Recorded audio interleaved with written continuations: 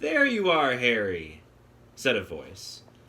Before Harry could turn, he felt a hand on his shoulder. At the same time, Stan shouted, "Blimey! Ern, come here, come here!"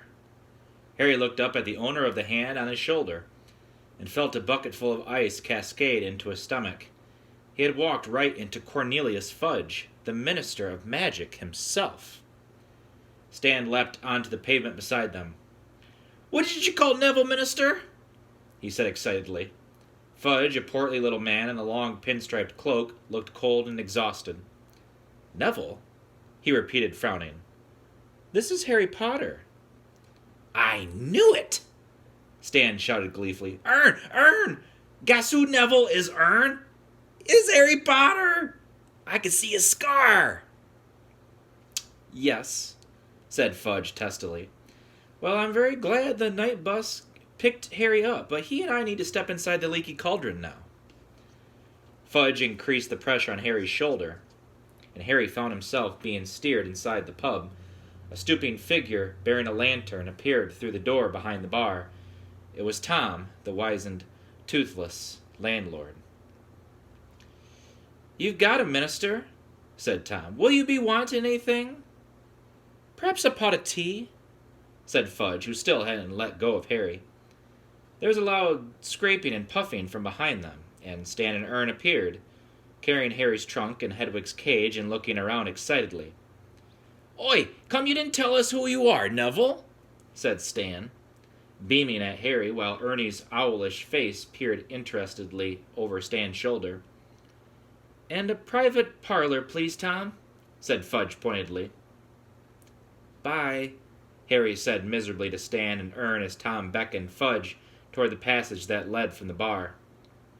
"Bye, Neville," called Stan. Fudge marched Harry along the narrow passage after Tom's lantern, and then into a small parlor. Tom clicked his fingers. A fire burst into life in the grate, and he bowed himself out of the room. "Sit down, Harry," said Fudge, indicating a chair by the fire. Harry sat down, feeling goosebumps rising up his arms despite the glow of the fire. Fudge took off his pinstriped cloak and tossed it aside, then hitched up the trousers of his bottle green suit and sat down opposite Harry. "I am Cornelius Fudge, Harry, the Minister of Magic."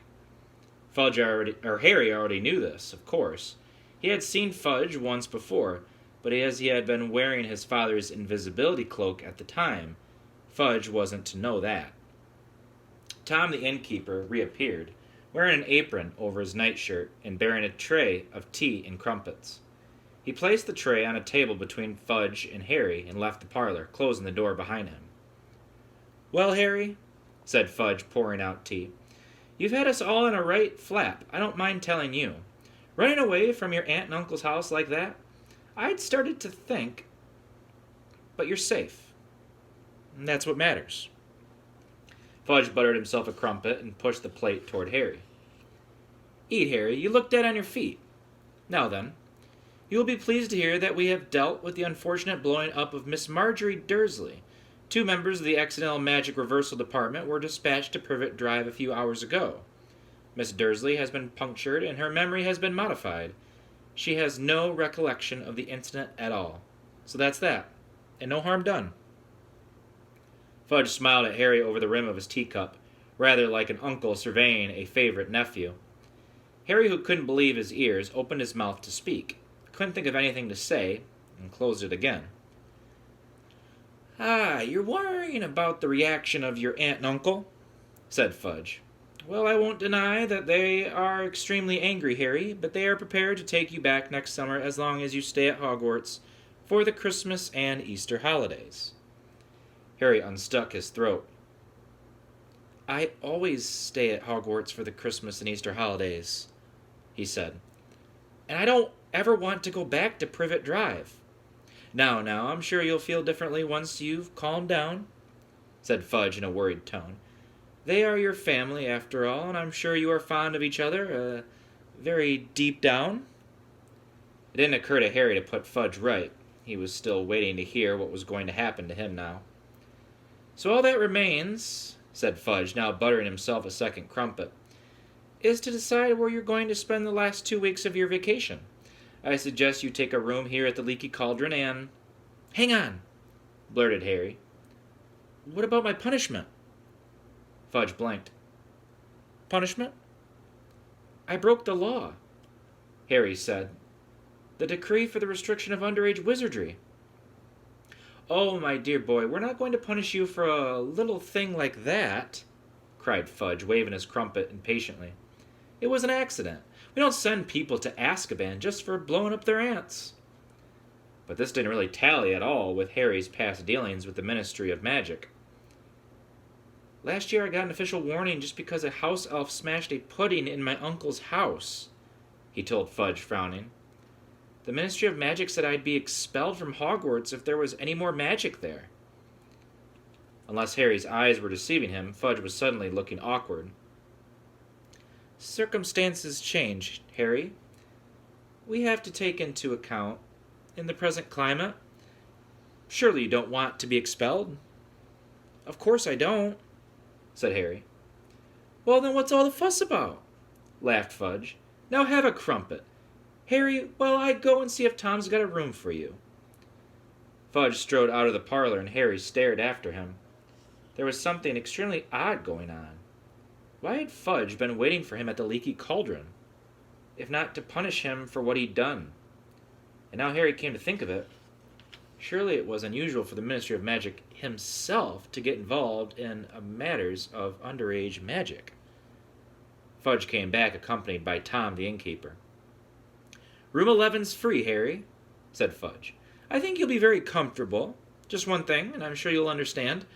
I don't want you wandering off into Muggle London, all right? Keep to Diagon Alley, and you're to be back here before dark each night. Sure you'll understand. Tom will be keeping an eye on you for me. Okay, said Harry slowly. But why? Don't want to lose you again, do we?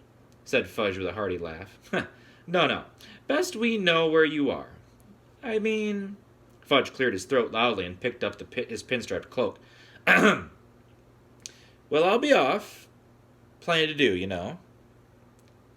Have you had any luck with Black yet? Harry asked. Fudge's fingers slipped on the silver fastenings of his cloak. What's that? Oh, you've heard. Well, no, not yet, but it's only a matter of time. The Azkaban guards have never yet failed, and they are angrier than I've ever seen them. Fudge shuddered slightly. So I'll say goodbye. He held out his hand, and Harry, shaking it, had a sudden idea. Minister, can I ask you something? Certainly, said Fudge with a smile. Well, third years at Hogwarts are allowed to visit Hogsmeade, but my aunt and uncle didn't sign the permission form. Do you think you could... Fudge was looking uncomfortable. Ah, he said. No, I'm very sorry. Harry, but as I'm not your parent or guardian... But you're the Minister of Magic, said Harry eagerly. If you gave me permission... No, I'm sorry, Harry, but rules are rules, said Fudge flatly. Perhaps you'll be able to visit Hogsmeade next year. In fact, I think it's best if you don't... Yes. Well, I'll be off. Enjoy your stay, Harry. And with a last smile and shake of Harry's hand, Fudge left the room. Tom now moved forward, beaming at Harry. If you'll follow me, Mr. Potter, he said, I've already taken your things up. Harry followed Tom up a handsome wooden staircase to a door with a brass number 11 on it, which Tom unlocked and opened for him. Inside was a very comfortable-looking bed, some highly polished oak furniture, a cheerfully crackling fire, and perched on top of the wardrobe... Hedwig! Harry gasped. The snowy owl clicked her beak and fluttered down onto Harry's arm. Very smart owl you've got there, chuckled Tom. Arrived about 5 minutes after you did.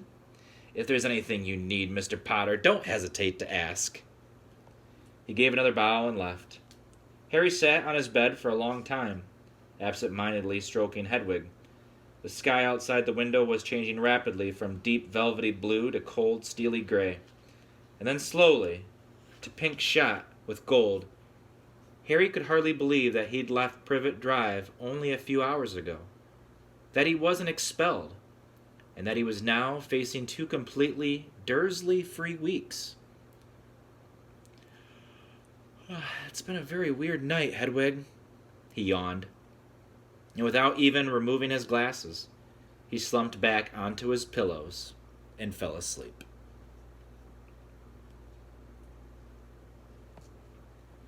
Okay, kiddos, that's the end of Chapter 3, The Night Bus. And I will have Chapter 4. I'll read Chapter 4 to you. I'll have that video out to you on Friday. And Chapter 4 is titled The Leaky Cauldron. I hope you kids are whatever you're reading out there right now, you're diving into those wonderful worlds that you do, and hopefully you're enjoying what you're currently reading. I am having a blast reading to you Harry Potter.